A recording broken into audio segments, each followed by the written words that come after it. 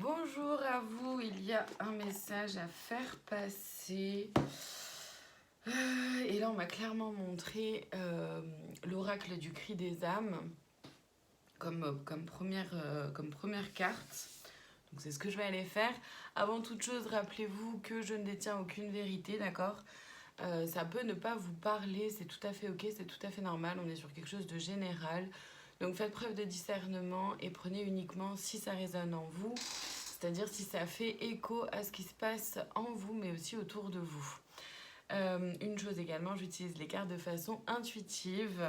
Elles me servent à structurer les messages que je peux recevoir. Allez, on va aller voir déjà du coup le sujet de cette vidéo à travers cet oracle-là.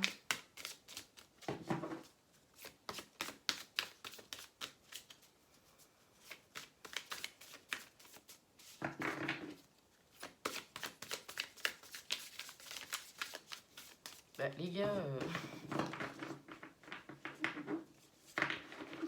quand je dis les gars comme ça, c'est je m'adresse aux guides. Parce que bon, ils m'ont fait un peu tout arrêter tout ce que je faisais pour faire cette vidéo. Et là, il n'y a pas de carte qui arrive en me montrant bien qu'on allait partir de cet oracle-là. Et là, il n'y a pas de carte qui arrive.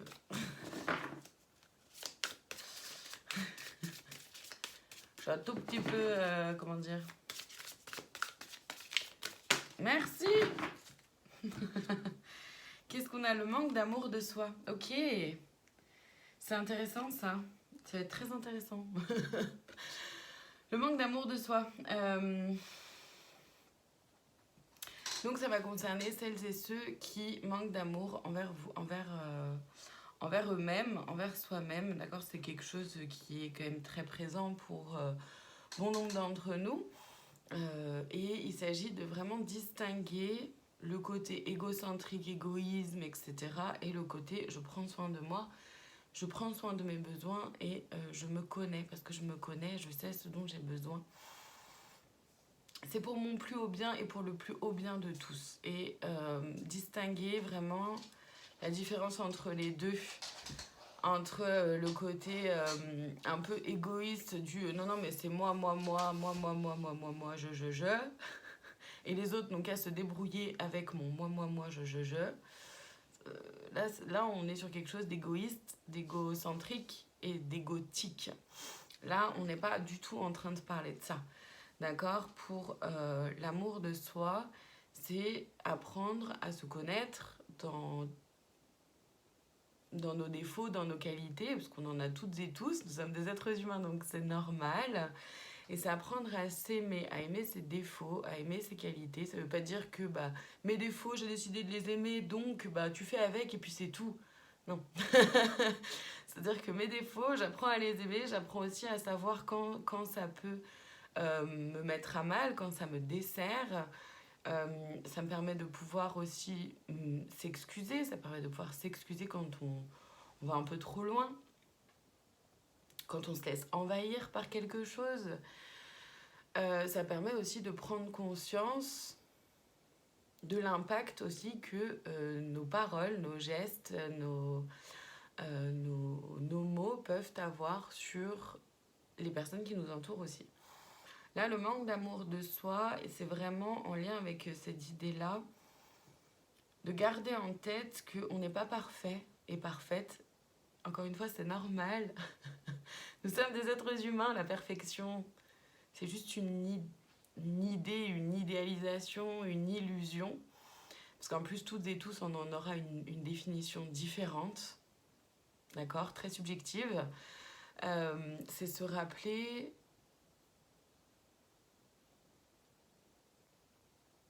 Voilà, c'est se rappeler que la course à la perfection à l'intérieur de soi, ou même demander à l'autre, ça c'est encore pire, demander à l'autre d'être celui ou celle qu'on aspire à ce que l'autre soit, peu importe l'autre, d'accord ? Ça peut être en amitié, en famille, envers vos enfants, envers vos parents, envers vos frères, sœurs, envers vos collègues de travail, et évidemment dans le sentimental aussi.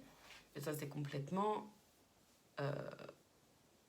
inutile, quoi. Je veux dire, à un moment donné, Personne ne se doit d'être la personne que l'autre aimerait qu'on soit. Clairement pas. Donc ne demandez pas non plus à l'autre, quel que soit l'autre, d'être la personne que vous aimeriez qu'elle soit.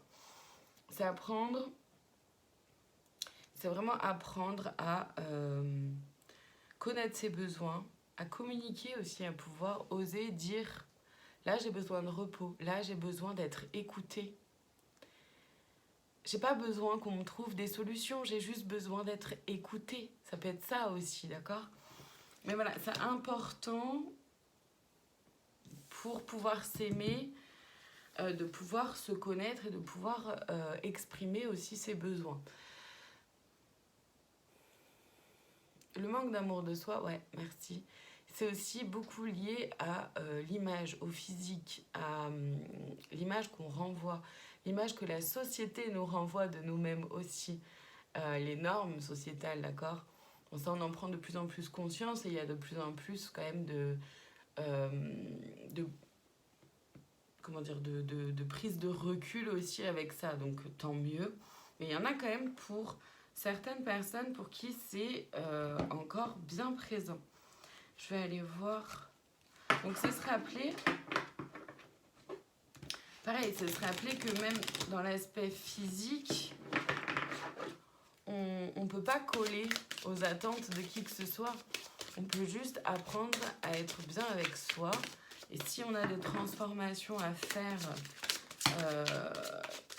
si on veut transformer des choses pour soi, pour notre mieux-être, c'est à nous de se mettre en mouvement pour le faire. Mais par contre, ça doit être pour soi-même. Pas pour plaire à quelqu'un, pas pour rentrer dans un moule, pas pour quelque chose d'extérieur autre que son propre bien-être. Allez, il y a déjà 3 cartes qui sont arrivées. On a réflexion, rumination mentale. On a anxiété, attitude, interprétation, vulnérabilité, empathie. Donc en fait, moi ce que j'entends par là, c'est ce que j'en ressens, c'est que par rapport au manque d'amour de soi, ça peut aussi nous amener à beaucoup réfléchir, beaucoup ruminer.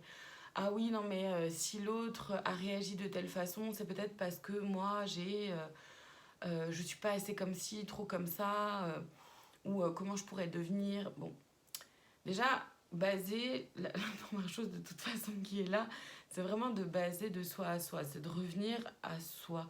Et encore une fois, c'est pas de façon égocentrique et égoïste, c'est de dire, ok, entre moi, ce que j'aspire, qui j'aspire à être, qui je suis dans ma profondeur, dans mon essence, vraiment au fond de moi, qui je suis vraiment, et de pouvoir accepter ça, en fait, tout simplement. Ne pas aussi avoir toujours envie d'être quelqu'un d'autre. C'est déjà dans un premier temps d'accueillir ce qui est là à l'intérieur, d'accueillir cette essence, cette profondeur, qui je suis vraiment au fond de moi. Et de pouvoir prendre conscience avec attitude d'interprétation, voilà ce que je ressens aussi, c'est de prendre conscience que de temps en temps, et ça peut être intéressant de s'observer soi-même, mais pas tout le temps. Ou d'observer ce qui se passe en soi en même temps qu'on vit en fait. Parce que de toujours être dans l'observation, enfin, après on n'est plus dans... On se met en retrait en fait de sa propre vie. Donc être dans l'interprétation des attitudes, de notre comportement, oui, bien sûr. Comprendre, être dans une forme de compréhension, etc., bien sûr, sans oublier de vivre pour autant. Et garder une part de spontanéité pour se laisser surprendre aussi par qui on est soi-même, d'accord? Et oser montrer notre vulnérabilité et faire preuve d'empathie envers soi-même. Montrer sa vulnérabilité, c'est simplement se montrer tel que l'on est. Alors oui, forcément, ça peut créer plein de peurs, plein d'angoisses, parce que, évidemment, ça, c'est, comment dire, l'autre pourrait s'en servir contre nous, mais en même temps, le message qui est là, c'est que l'autre pourrait s'en servir contre nous, oui, mais en même temps, ça fait mal uniquement quand on n'en a pas conscience. À partir du moment où on a conscience de qui on est, de ce qu'on... ouais, de qui on est à l'intérieur de soi. L'autre peut nous balancer quelque chose qui nous appartient, mais c'est juste une vérité. Donc ça fait pas mal. C'est juste là, quoi. Et voilà, conflit, paix. Exactement. Conflit, paix. De trouver cet équilibre, parce qu'il peut y avoir vraiment beaucoup de conflits à l'intérieur de soi-même par rapport à ce manque d'amour de soi, justement. Il peut y avoir énormément de conflits à l'intérieur de nous-mêmes, au lieu d'être simplement, parce que c'est pas si simple que ça à faire, ça c'est une certitude, hein, ils sont gentils. Mais il s'agit d'être en paix avec soi-même, évidemment, mais bon, c'est pas toujours si simple non plus. C'est pour ça que c'est important de bien se connaître. Offensé, éclairé, c'est exactement ça. Entre comment je me sens offensée par les réactions, par ce qui est dit, etc. Et en fait, comment ça m'éclaire. Parce que si je suis offensée, c'est-à-dire que ça vient toucher quelque chose à l'intérieur de moi. Donc qu'est-ce que ça vient toucher? Et ça, le fait de comprendre ce que ça vient toucher à l'intérieur de moi, etc., bah, ça m'éclaire un peu plus sur qui je suis, sur quel mode de fonctionnement j'ai. Et c'est important de toute façon de garder en tête que nous sommes les seuls responsables de notre bien-être.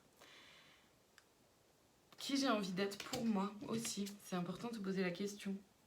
Action-réaction, exactement. Faire la différence entre je me mets en action par rapport à ce que je sais de qui je suis, avec ce que je sais de qui je suis, et comment je suis parfois en réaction. Où là, c'est quand on est en réaction vis-à-vis de quelqu'un, vis-à-vis de quelque chose, vis-à-vis du coup d'un événement extérieur. C'est forcément un événement extérieur qui vient nous mettre en réaction. La réaction, c'est quelque chose qui du coup vient nous chercher aussi en profondeur. Ça vient titiller quelque chose à l'intérieur, une faille, une blessure. Et donc, notamment associé au manque d'amour de soi. Forcément, si je m'aime pas, quand on vient me dire, j'en sais rien, moi, si j'aime pas le fait d'être... Je vous donne un exemple bête, mais j'aime bien. Si j'aime pas le fait d'être bordélique, d'accord? Mais que je suis bordélique, quoi qu'il arrive. Et que quand je viens et quand j'invite des gens à la maison et que les gens vont pouvoir me renvoyer ça, me dire ah bah dis donc, voilà, où est-ce qu'on s'assoit, on ne sait pas trop où s'asseoir, ou j'en sais rien, un petit pic, un truc comme ça, ou une réflexion par rapport à ça. Soit effectivement je suis dans l'action de me dire ah bah oui, j'ai pas eu le temps, ou voilà, j'ai complètement oublié parce que ça fait partie de moi, ça fait partie de mon quotidien d'être un peu bordélique. Soit je suis en réaction, je le prends mal, alors que c'est une réalité. Je suis bordélique. Voilà, après, c'est comment je fais en sorte que cet aspect-là de moi ne vienne pas me desservir. Par exemple, pour tout ce qui est administratif. Le jour où j'ai besoin d'un papier, si je suis bordélique, ça va être compliqué. Surtout que généralement, quand on a besoin d'un papier, c'est tout de suite maintenant. D'accord? Donc, voilà, c'est comment, en fait, on agit et on réagit par rapport à qui on est. Ensuite, chérir, éliminer. Ben, ça revient exactement à ce que je viens de dire.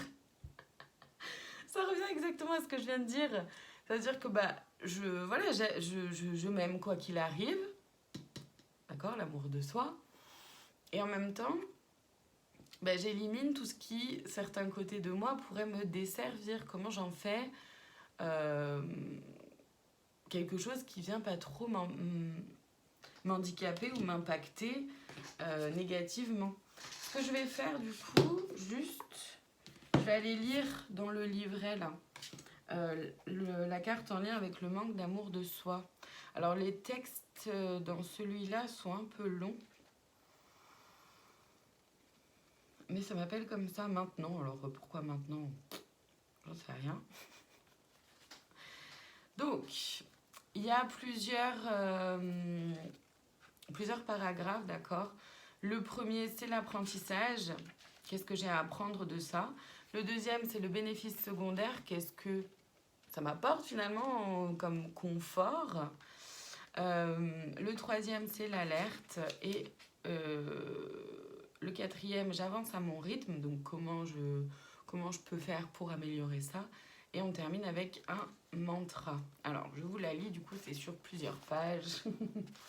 On y va pour l'apprentissage. Je suis l'énergie de l'indifférence. Je suis l'énergie de la détestation. Je suis l'énergie de l'antipathie. S'aimer, c'est s'accepter et se respecter. Quand je suis là, l'égard personnel est absent. La considération de ton être n'existe plus, n'existe pas. L'importance de tes besoins et de tes limites est éclipsée. Quand je suis là, tu souffres. Tu as l'impression de ne pas trouver ta place, d'être invisible à tes yeux et à ceux des autres. Je t'apporte toujours beaucoup de douleur, de reproches et de critiques. Je crée une forme de vide intérieur. Je t'enferme dans une énergie pessimiste et fataliste. Quand je suis là, tu ne sais pas, tu ne sais plus qui tu es, ce que tu veux et ce que tu mérites. J'arrive et je t'empêche de t'exprimer. Tu ne ressens plus rien à part tes tourments intérieurs. Ça revient aux cartes qu'on avait. Génial.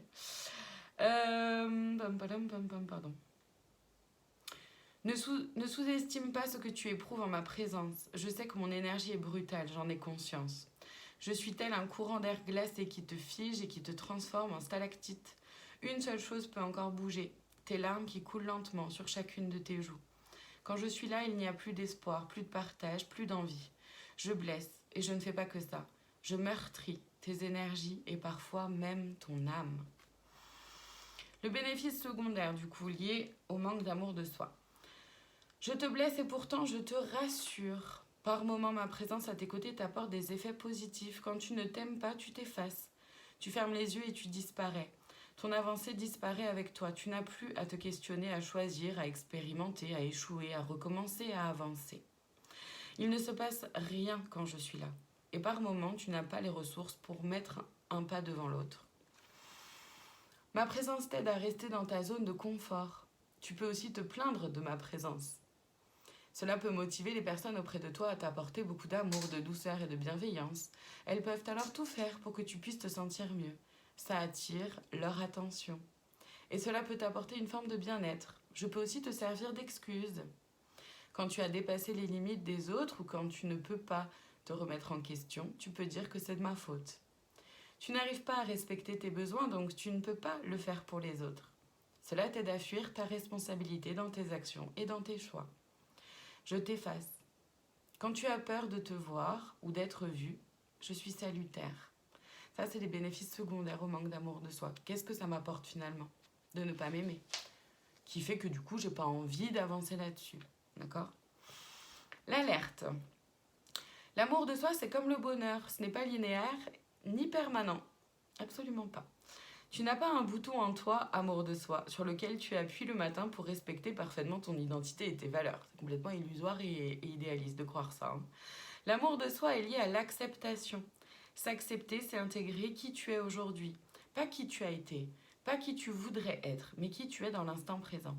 Ce n'est pas forcément évident. Si tu as grandi avec moi à tes côtés, tu peux te sentir incapable de définir ces termes et de les appliquer.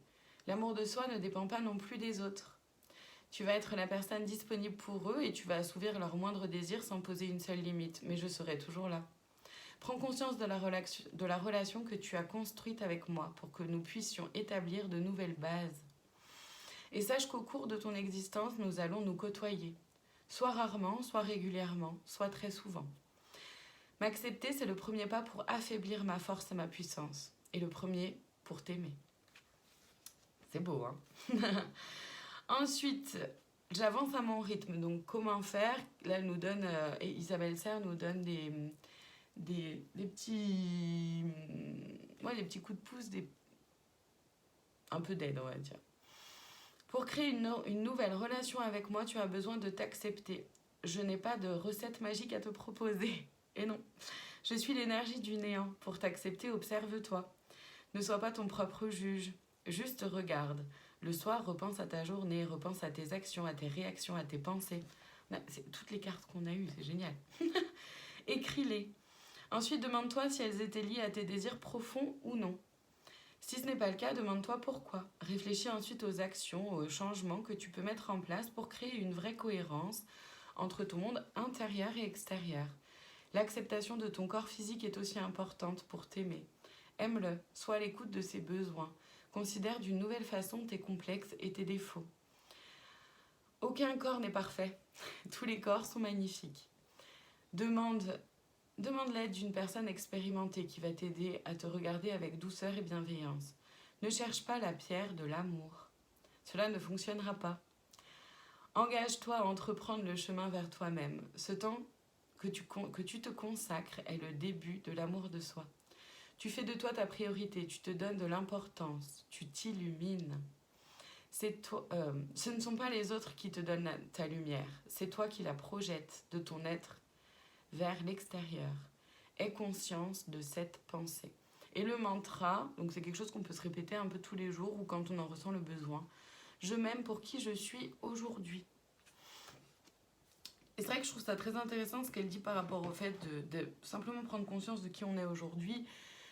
Prendre conscience du passé, bon, ok, c'est chouette, mais ça nous donne une idée de comment on s'est construit, qu'est-ce qui fait qu'on est qui on est aujourd'hui. Mais déjà, c'est important de savoir qui on est aujourd'hui.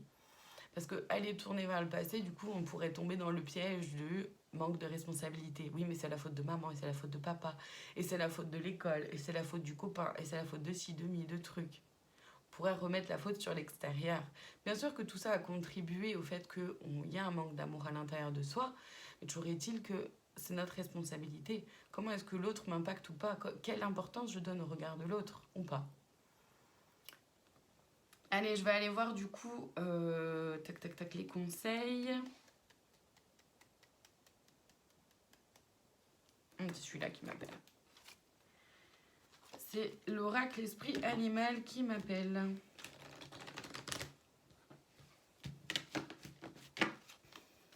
Même si on a déjà eu des conseils hein, en lisant le texte, mais je vais voir déjà ce que les guides peuvent avoir à en dire aussi. Et bien, on a plein de conseils. Alors, on est au début, la lenteur, la subtilité, la protection. Lenteur, subtilité et protection. Là, c'est vraiment que c'est important de prendre soin de soi, mais de prendre conscience que c'est quelque chose qui prend du temps. Ça prend du temps d'apprendre à s'aimer, ça prend du temps d'apprendre à s'accepter et c'est ok. Encore une fois, c'est très bien expliqué dans le texte qu'on a lu, c'est pas quelque chose de linéaire non plus et c'est pas quelque chose de permanent. Il y aura toujours quelqu'un ou quelque chose d'extérieur qui va venir nous déstabiliser ou même nous-mêmes dans nos propres pensées. Et c'est ok, c'est comme ça qu'on avance, qu'on évolue aussi. Donc ça prend du temps. C'est quelque chose de très subtil parce que c'est à mettre en place dans des petites choses du quotidien. Et en même temps, c'est se protéger. C'est se protéger aussi, justement, comment dire,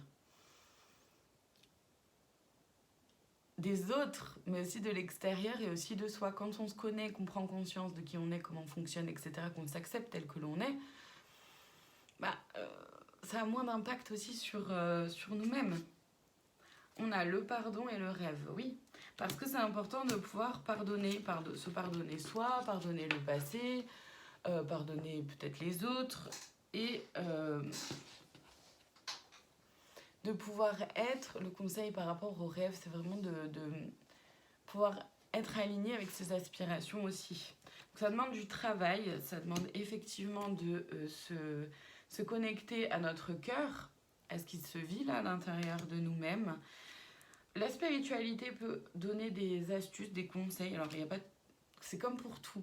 Il n'y a pas tout à prendre non plus. Tout n'est pas bon dans tout. Enfin, voilà, prenez uniquement ce qui résonne en vous. C'est important du coup de se connecter effectivement à de la joie, quelque chose qui nous met en joie et à s'aimer soi-même aussi, d'être en joie par rapport à ça. Ça demande de s'organiser parce qu'au début, ça demande des efforts. Ça nous demande de faire des efforts, de sortir de quelque chose d'inconfortable. Forcément, ça demande des efforts. Et effectivement, on va vers une renaissance avec le phénix quand on accepte de cheminer, de faire ce travail-là par rapport au manque d'amour de soi, donc pour gagner plus d'amour de soi. Hop, hop. Allez, je vais aller voir le conseil de plus, la cerise sur le gâteau, comme j'aime l'appeler. Je m'attendais pas à ça, dites donc. C'est un message hyper beau et en même temps, bon, c'est c'est court, je veux dire, il y a tellement de choses... Ah, il y a 3 cartes, ok. Il y a tellement de choses à dire par rapport au manque d'amour de soi, c'est tellement complexe, c'est tellement lié à l'estime de soi, la confiance en soi, c'est tellement lié à plein de choses, à l'extérieur, l'intérieur, la société, comment dire, l'environnement dans lequel on a grandi, comment on a vécu les choses aussi, c'est lié de toute façon à comment on fonctionne à l'intérieur aussi. Et il y a tellement de liens avec plein de choses, avec tout, que c'est un vaste sujet qui évidemment ne peut pas se résumer uniquement à cette courte vidéo, d'accord. Là, c'est, je pense, qu'il y avait besoin de faire passer ce message-là parce que il y a... C'est peut-être quelque chose qui ressort beaucoup en ce moment. C'est peut-être quelque chose qui vient pointer énormément de... Comment dire, qui concerne en fait énormément de gens. On est constamment en chemin vers un peu plus d'amour de soi. Et c'est vrai que c'est important de ne pas tomber dans le truc égoïste et égocentrique du truc aussi, quoi. C'est important par rapport... notamment, voilà, des fois je peux entendre des trucs par rapport à la spiritualité ou même des... Comment dire... Oui, bon, bref. Tout ce qui peut être en lien avec le développement personnel, la spiritualité, l'amour de soi. Et en fait, ce qu'il y a, c'est qu'il y a plein de gens qui font l'amalgame entre quelque chose qui devient égocentrique, égoïste, et quelque chose qui est simplement d'être aligné avec soi. Et dans l'amour de soi, ça veut pas dire voilà, de faire subir aux autres quelque chose, parce que du coup on en vient à quelque chose d'égoïste et d'égocentrique. Bref, allez, je vous laisse du coup choisir, parce qu'il y a 3 cartes, je vous laisse choisir entre les 3. Choix numéro 1, choix numéro 2, choix numéro 3. Évidemment, il y en a peut-être plusieurs qui peuvent vous parler, ou peut-être qu'en re-regardant cette vidéo, vous allez avoir envie d'aller vers un autre choix. C'est ok aussi. Prenez le temps. Vous pouvez mettre pause sur la vidéo et voir quelle carte vous avez envie d'aller piocher ou quelle carte vient à vous. On commence avec le choix numéro 1, mes doutes. Et je vous la lis. Je cesse de douter de la vie et de vivre des émotions non harmonieuses. Je garde la foi et crois en moi. Les épreuves sur mon chemin me rapprochent de ma divinité. Ensuite, le choix numéro 2, j'accepte. Dès maintenant, je cesse de vouloir contrôler ce qui m'entoure et je lâche prise. J'accepte mon chemin tel qu'il se présente et j'apprends de ce chemin afin de grandir en paix. Et le choix numéro 3, ma patience. Je vous la lis. Je me permets de vivre à mon propre rythme et de ne plus être en mouvement permanent qui ne crée pas, bien au contraire. Je me pose et je m'aperçois que tout arrive au bon moment. Voilà pour aujourd'hui, j'espère que cette vidéo aura pu vous parler ou peut-être vous éclaircir sur certains points. En tout cas, gardez en tête que voilà, c'est un vaste sujet qui ne peut pas se réduire et se résumer en une vidéo d'une petite demi-heure. Donc, voyez comment ça peut vous aider. N'hésitez pas à faire un travail thérapeutique si vous en ressentez le besoin. Choisissez évidemment la thérapie qui pourrait vous intéresser, le thérapeute le ou la thérapeute avec qui vous vous sentirez en sécurité, bienveillant, accompagné, soutenu et qui vous aidera à retrouver le chemin vers vous-même. Bon, pour celles et ceux qui vivent dans l'Hérault, dans le 34 en France, je peux vous accompagner en kinésiologie. Le magnétisme, il peut avoir un effet peu importe où vous êtes et les guidances thérapeutiques, évidemment, peuvent vous accompagner aussi. En tout cas, je vous remercie infiniment de votre présence. Je vous souhaite une très belle journée et je vous dis à bientôt pour une prochaine vidéo. Merci à vous.